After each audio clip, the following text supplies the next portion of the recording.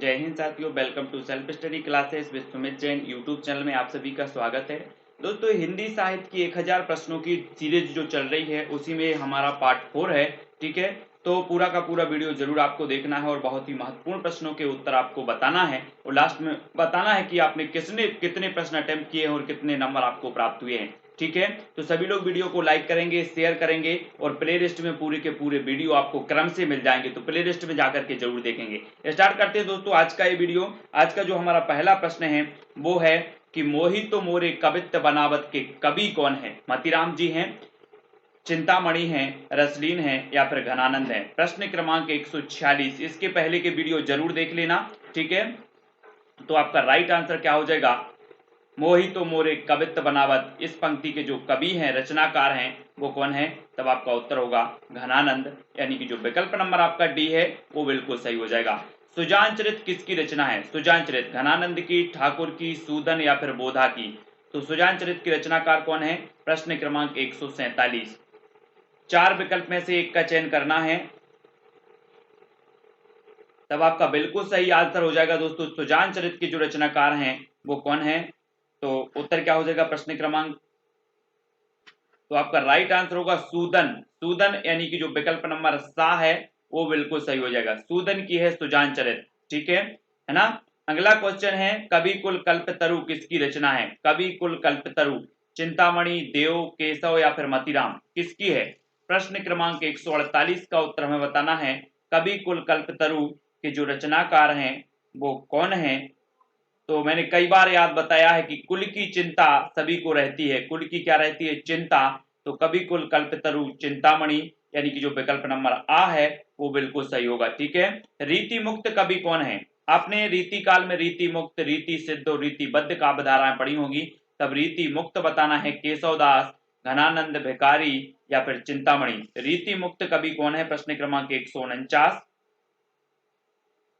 तब आपका बिल्कुल सही आंसर हो जाएगा, क्या होगा? विकल्प नंबर बी, यानी कि घनानंद। वी नंबर आपका सही हो जाएगा। ठीक है, अगला है दोस्तों, अमी हलाहल मद भरे श्वेत श्याम रतनार जियत मरत झुक झुक परत जेहि चितवत एक बार। उपर्युक्त जो दोहा है वो किस कवि का है? बिहारी, रसलीन, रसखान या फिर ठाकुर का? दोस्तों, आप हमें इंस्टाग्राम में भी फॉलो कर सकते हैं। अगर कोई भी आपको डाउट लगते हैं तो इंस्टाग्राम में आप पूछ सकते हैं। इंस्टाग्राम में सर्च करें Sumit Jain self study classes. ठीक है, फेसबुक में भी सर्च कर सकते हैं सुमित जैन, और व्हाट्सएप नंबर तो मैंने सभी को दिया है, तो व्हाट्सएप में भी और टेलीग्राम ग्रुप में जुड़ने के लिए आपको सर्च करना है IAS स्टडी ट्रिक और ज्वाइन हो जाना है। ठीक है, तो 150 का जो आपका उत्तर होगा वो होगा रसलीन, यानी कि जो विकल्प नंबर वी है वो बिल्कुल सही हो जाएगा। निम्नलिखित ग्रंथों में कौन सा ग्रंथ छंद विवेचन से संबंध नहीं है? तो कौन सा नहीं है? प्राकृत पेंगलम, छंदो मंजरी या फिर श्रुत बोध या ब्रहवारीस? प्रश्न क्रमांक 151।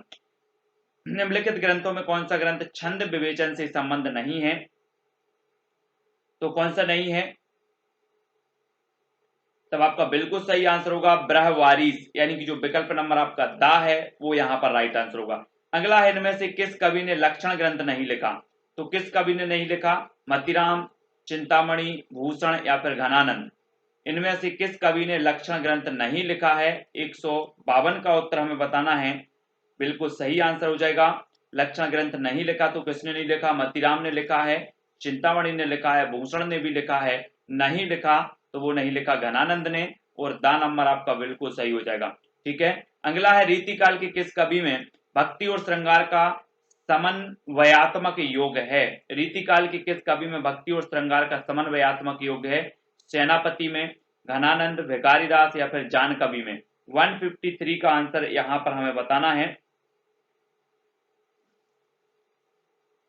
तब आपका बिल्कुल सही आंसर क्या होगा? ए, यानी कि सेनापति। ए नंबर आपका राइट आंसर होगा। अगला है, निम्नलिखित पंक्तियां किस रचनाकार की हैं? तंत्री नाद कवित्त रस सरस राग रति रंग अन बूढ़े बूढ़े तिरे जे बूढ़े सब अंग किसकी है? घनानंद, मतीराम, बिहारी या फिर ठाकुर की? तो 154 का आपको उत्तर बताना है। राइट आंसर हो जाएगा दोस्तों बिहारी। बिहारी यानी कि विकल्प नंबर जो सा है वो कंप्लीट आंसर आपका हो जाएगा। ठीक है, अगला है, अति सूदो स्नेह को मारक है किसकी पंक्ति है? बोधा की, ठाकुर, घनानंद या फिर आलम की? अति सूदो स्नेह को मारक है, ये पंक्ति हमें बताना है किसकी है। तो बहुत पढ़ा है आपने, और उत्तर हो जाएगा घनानंद, सा नंबर। ठीक है, नेक्स्ट, ऋतु वर्णन के लिए विशेषता रीति काल का कौन सा कवि प्रसिद्ध है? ऋतु वर्णन के लिए बताना है, देव है, बिहारी, सेनापति या फिर पद्माकर।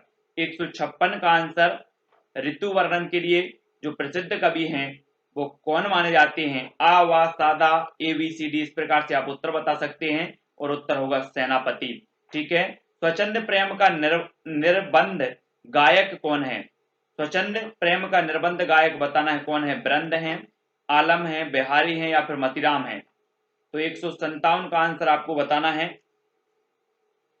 और राइट जो आंसर हो जाएगा आपका वो हो जाएगा वी, यानी कि आलम। ठीक है, स्वच्छंद प्रेम का निर्बंध गायक हैं तो वो है आलम। वी नंबर आपका कंप्लीट आंसर होगा। देखन में छोटे लगे घाव करें गंभीर, इस उक्ति को किस कवि की रचनाओं ने चरितार्थ किया? किस कवि की रचनाओं ने चरितार्थ किया? ठाकुर, देव, बोधा या फिर बिहारी। तो आपका प्रश्न क्रमांक 158 का आंसर बताना है, तो क्या हो जाएगा उत्तर? उत्तर होगा बिहारी, यानी कि जो डी नंबर है वो यहाँ पर आपका राइट आंसर होगा। अगला है क्वेश्चन, मतीराम की प्रसिद्धि का आधार स्तंभ कौन सा ग्रंथ है? 159 का उत्तर बताना है। तो मतीराम की प्रसिद्धि का जो आधार स्तंभ ग्रंथ है वो कौन सा है? तो वो है रसराज, ए नंबर आपका सही होगा, रसराज। ठीक है, नेक्स्ट है, काव्य निर्णय ग्रंथ किस कवि का है? 160 का उत्तर बताना है, काव्य निर्णय ग्रंथ किस कवि का है? प्रश्न क्रमांक 160, और आंसर आपका हो जाएगा दोस्तों भिखारी दास। भिखारी दास का है काव्य निर्णय। नेक्स्ट है, बिहारी सतसई में कितने दोहे हैं? 713, 700, 715 या फिर 701। बिहारी सतसई में कितने दोहे हैं? प्रश्न क्रमांक 161, और उत्तर आपका क्या हो जाएगा? बिहारी सतसई में जो दोहों की संख्या है साथियों वो है 713 है, यानी कि जो विकल्प नंबर आ है वो आपका राइट आंसर हो जाएगा, ए नंबर।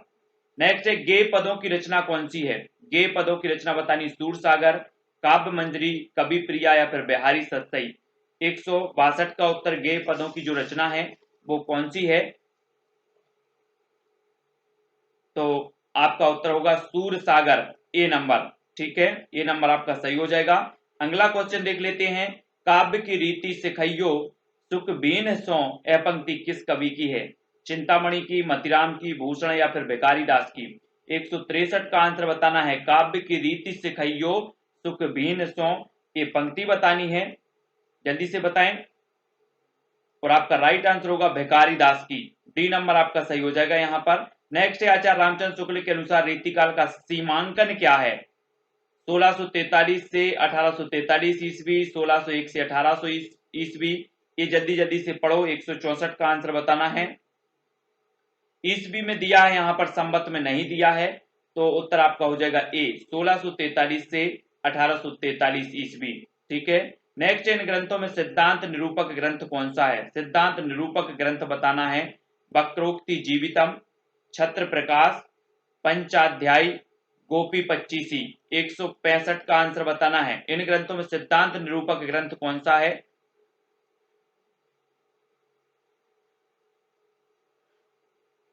तब आपका राइट आंसर होगा वक्रोक्ति जीवितम, ए नंबर आपका, आ नंबर बिल्कुल कंप्लीट सही हो जाएगा। ठीक है, अगला है, शिवा बावनी के रचयिता कौन है? गोविंद सिंह, भूषण, आलम या फिर मंडन। शिवा बावनी के रचनाकार बताना है, तो शिवा बावनी के रचयिता है भूषण, यानी कि जो विकल्प नंबर आपका वी है वाह है वो बिल्कुल सही होगा। ठीक है, रीतिकाल को अलंकृत काल की संज्ञा किसने दी? मिश्र बंधु ने, राम कुमार वर्मा, धीरेन्द्र वर्मा या फिर हजारी प्रसाद द्विवेदी। तो रीतिकाल को अलंकृत काल की संज्ञा किसने दी? 167 का आंसर बताना है, अलंकृत काल, और अलंकृत काल की जो संज्ञा दी है वो मिश्र बंधुओं ने दी है, आ नंबर। ठीक है, अगला क्वेश्चन है दोस्तों, इश्क नामा किसकी कृति है? आलम की है, बोधा की है, ठाकुर या फिर द्विजदेव। इश्क नामा बताना है, 168 का आंसर बताना है, तो इश्क नामा के जो रचनाकार हैं वो कौन है? तो आपका बिल्कुल सही आंसर होगा बोधा कवि, बोधा, यानी कि वी नंबर आपका यहाँ पर सही हो जाएगा। ठीक है, अगला इनमें से कौन सा कवि रीतिबद्ध काव्यधारा से संबंध नहीं है? तो रीतिबद्ध काव्यधारा से बताना है, 169 का, चिंतामणि, मतीराम, पद्माकर या फिर बिहारी। तब आपका बिल्कुल सही आंसर होगा बिहारी, यानी कि जो दा नंबर है वो कंप्लीट आंसर सही हो जाएगा। ठीक है, अगला क्वेश्चन देखो दोस्तों, यद्यपि सुजाति सुलक्षणी सुवर्ण सरस सुभ्रत्र भूषण बिनुना ब्राजही कविता वनिता मित्र। 170 का आंसर आपका क्या हो जाएगा? चार विकल्प हैं, मतीराम, चिंतामणि, भूषण या फिर केशवदास। तो राइट आंसर होगा केशवदास, डी नंबर आपका बिल्कुल कंप्लीट सही आंसर होगा। अगला क्वेश्चन है दोस्तों, किस कवि ने सतसई की रचना नहीं की? तो सतसई की रचना किसने नहीं की? मतीराम ने, ब्रंद, बिहारी या फिर लाल कवि ने? किसने नहीं की? 171 का उत्तर बताना है। तो आपका बिल्कुल सही आंसर होगा लाल कवि, यानी कि जो डी नंबर है वो कंप्लीट आंसर सही हो जाएगा। ठीक है, अगला है, किस कवि की कविता की हृदय वेधकता को लक्ष्य करके उसे नावक के तीर कहा गया है? तो आपको बताना है, बिहारी, घनानंद, देव या फिर पद्माकर। किस कवि की कविता की हृदय वेधकता को लक्ष्य करके उसे नाविक के तीर कवि कहा गया है, नाविक के तीर कहा गया है? 172 का आंसर। तो आपका राइट आंसर जो हो जाएगा वो हो जाएगा बिहारी को, बिहारी यानी कि जो आ नंबर है वो बिल्कुल कंप्लीट सही आंसर होगा। अगला है, छत्र प्रकाश किसकी रचना है? छत्र प्रकाश 173 लाल कवि की, श्रीधर की, ग्वाल की या फिर मंडन की? तो 173 का आंसर बताना है। छत्र प्रकाश किसकी रचना है? तो वो है लाल कवि की, ए नंबर आपका सही आंसर हो जाएगा, लाल कवि। अगला है दोस्तों, अविदा उत्तम काव्य है मध्य लक्षणा लीन अधम व्यंजना रस बिरस उल्टी कहत नवीन। यह स्थापना किसकी है? चिंतामणि, देव, भारतेंदु या फिर बालकृष्ण शर्मा नवीन? 174 का आंसर हमें बताना है। तब आपका बिल्कुल सही आंसर क्या हो जाएगा? देव, देव यानी कि जो विकल्प नंबर वी है वो आपका यहां पर सही होगा। अगला है, सुजान विनोद किसकी रचना है? देव की, चिंतामणि, घनानंद या फिर पद्माकर की? सुजान विनोद प्रश्न क्रमांक 175 का बताना है। सुजान विनोद की जो रचनाकार हैं वो कौन है? आंसर हो जाएगा देव कवि। ठीक है, ए नंबर। नेक्स्ट दोस्तों, बिहारी सतसई पर किस ग्रंथ का प्रभाव है? नवरस तरंग का, श्रृंगार सागर का, गाथा सप्तशती का या ब्रज विलास का? 176 का आंसर बताना, बिहारी सतसई पर किस ग्रंथ का प्रभाव है?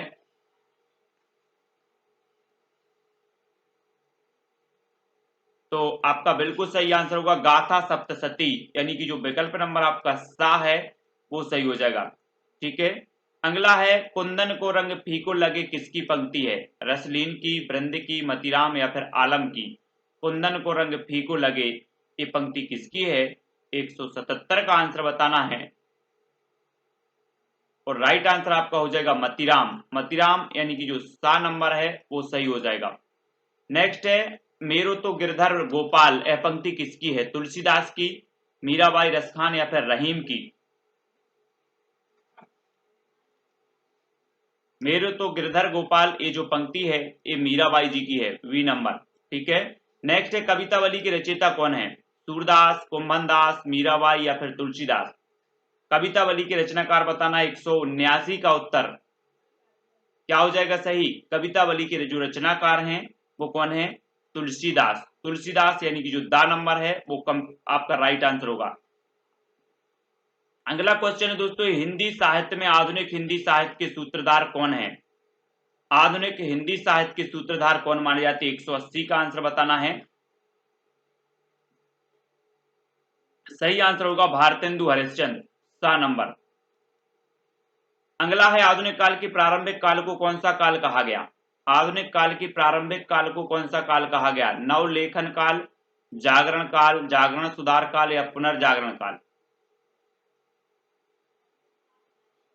तो आपका राइट आंसर होगा पुनर्जागरण काल, डी नंबर। अगला है, रामचंद्र शुक्ल ने आधुनिक काल को किन दो खंडों में बांटा है? जागरण सुधार काल, पुरानी काव्यधारा, नई काव्यधारा, प्रथम चरण, द्वितीय चरण या गद्य खंड, काव्य खंड? 182 का आंसर, रामचंद्र शुक्ल ने आधुनिक काल को किन दो खंडों में बांटा है? तो वो बांटा है गद्य खंड और काव्य खंड, दा नंबर। अगला है, आधुनिक युग में किस भाषा की जगह खड़ी बोली ने ले ली? ब्रज भाषा, अवधी, पश्चिमी हिंदी, पूर्वी हिंदी? 183 का आंसर। आधुनिक युग में किस भाषा की जगह खड़ी बोली ने ले ली?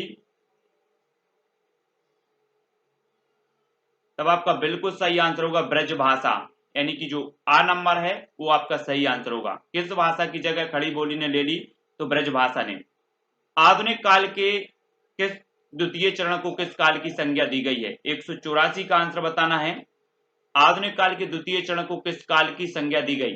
प्रश्न क्रमांक 184। आधुनिक काल के द्वितीय चरण को किस काल की संज्ञा दी गई? तो वो सुधार काल, यानी कि जो वा नंबर है वो आपका यहां पर सही होगा। आधुनिक काल की प्रारंभिक सीमा क्या मानी गई है? 185 का आंसर बताना है।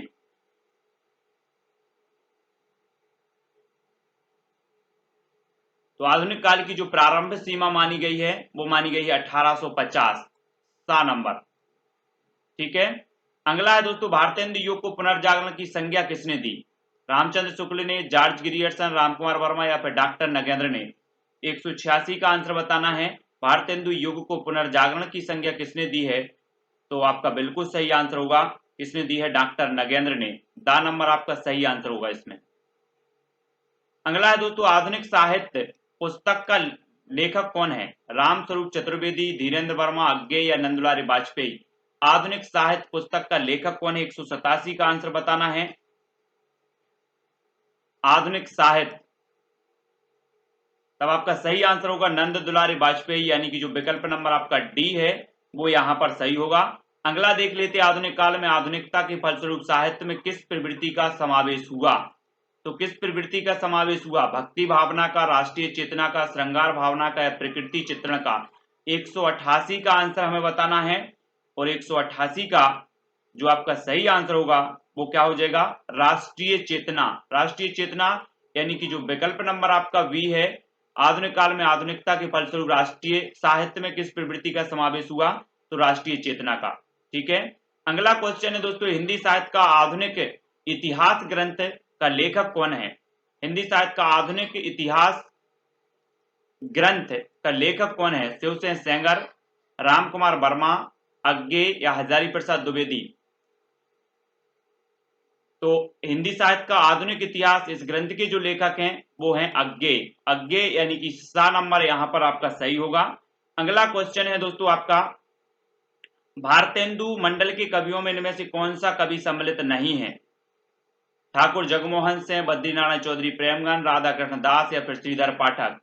भारतेंदु मंडल के कवियों में इनमें से कौन सा कवि सम्मिलित नहीं था? प्रश्न क्रमांक 190। और 190 का उत्तर जो हो जाएगा वो क्या हो जाएगा? वो हो जाएगा दोस्तों श्रीधर पाठक, यानी कि जो विकल्प नंबर डी है वो यहाँ पर राइट आंसर होगा। अब वीडियो को आपको लाइक करना है और बताना है कि आपसे कितने क्वेश्चन बने हैं, कितने क्वेश्चन के उत्तर जो है आपने सही बताए हैं, और वीडियो कैसा लगा कमेंट के माध्यम से बताएं। इसी प्रकार से जुड़े रहें और ये टेस्ट सीरीज आपकी निरंतर चलती रहेगी दोस्तों। ठीक है, वीडियो को लाइक करें। यूजीसी नेट की तैयारी करने वाले, पीजीटी की तैयारी, रीट आदि जिस भी एग्जाम की तैयारी कर रहे हैं और हिंदी साहित्य आप पढ़ना चाहते हैं, पूछा जाता है, तो जरूर पढ़ें। ऐसी पूरी की पूरी प्लेलिस्ट आपकी बनी है। विस्तृत अध्ययन भी मैंने हिंदी साहित्य का करवाया है ना, विस्तृत अध्ययन करवाया है, साथ ही बहुत सारे ऐसी वीडियो अपलोड किए हैं। तो वीडियो को लाइक करके शेयर जरूर करें। आज के वीडियो के लिए बस इतना ही। जय हिंद।